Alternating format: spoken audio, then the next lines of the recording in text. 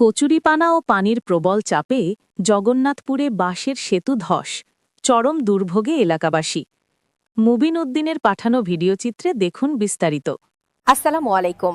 জগন্নাথপুরের জনপ্রিয় online news portal প্রতিদিনের জগন্নাথপুরে আপনাদের স্বাগত জানাচ্ছি।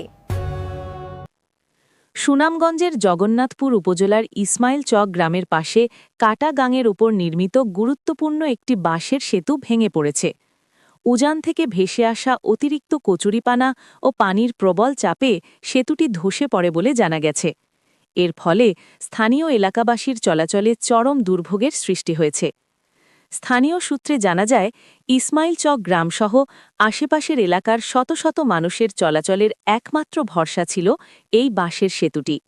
প্রতিদিন শিক্ষার্থী, ব্যবসায়ী ও সাধারণ মানুষ জীবনের ঝুঁকি নিয়ে এটি পার হতেন। সম্প্রতি টানা বৃষ্টি ও পাহাড়ি ঢলে কাটা গাঙে পানির স্রোত বৃদ্ধি পায়। স্রোতের সাথে ভেসে আসা কচুরিপানার বিশাল স্তূপ সেতুর খুঁটিতে আটকে গিয়ে প্রচণ্ড চাপের সৃষ্টি করলে সেতুটি ভেঙে নদীগর্ভে বিলীন হয়ে যায়। সেতুটি ভেঙে যাওয়ায় বর্তমানে ইসমাইল চক গ্রামের মানুষের যোগাযোগ ব্যবস্থা বিচ্ছিন্ন হয়ে পড়েছে। বিশেষ করে স্কুল কলেজ পড়ুয়া শিক্ষার্থীরা পড়েছেন চরম বিপাকে। বিকল্প কোনো ব্যবস্থা না থাকায় অনেককেই দীর্ঘ পথ ঘুরে গন্তব্যে পৌঁছাতে হচ্ছে। ভুক্তভোগী এলাকাবাসী জানান, প্রতি বছরই স্বেচ্ছাশ্রম ও চাঁদা তুলে এই বাঁশের সেতু মেরামত করতে হয়, কিন্তু পাহাড়ি ঢল আর কচুরিপানার চাপে বারবার এটি ভেঙে যায়।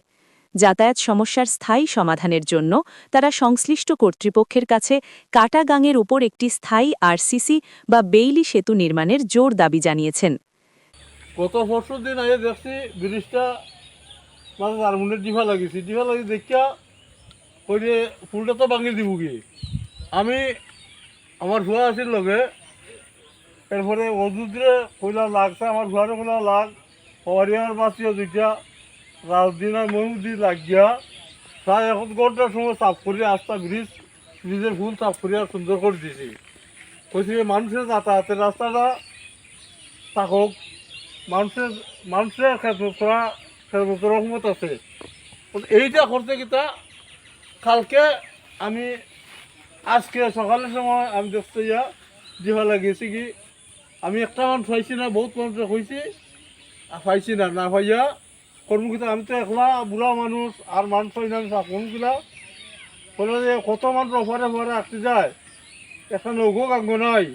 আচ্ছা বেটামাতে যাবো, তোমার বেডিমাটো খুব বেশি বেচাও হয়ে যায়।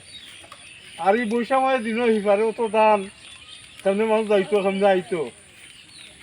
আমি না পাওয়ার কারণে ও প্রায় 1 ঘন্টা আগে এই ব্রিজটা আকপা অরাত্রি ডাক মারি খাইতে গেছি পরে অন্য দেখা যায় ফ্যানের লগে লাগিয়েছি ফুলটা ভাঙ্গিয়া আর তোলার মতো ক্ষমতা নাই। ও অবস্থার আছে না, আমি তো আর কিচ্ছু করতাম পারছি না। আমারও শেষ কোনো মানুষ পাইছি না আমি আর। স্থানীয় একজন বাসিন্দা জানান, সেতুটি ভেঙে যাওয়ায় আমাদের দৈনন্দিন কাজ স্থবির হয়ে পড়েছে। ছেলেমেয়েরা স্কুলে যেতে পারছে না।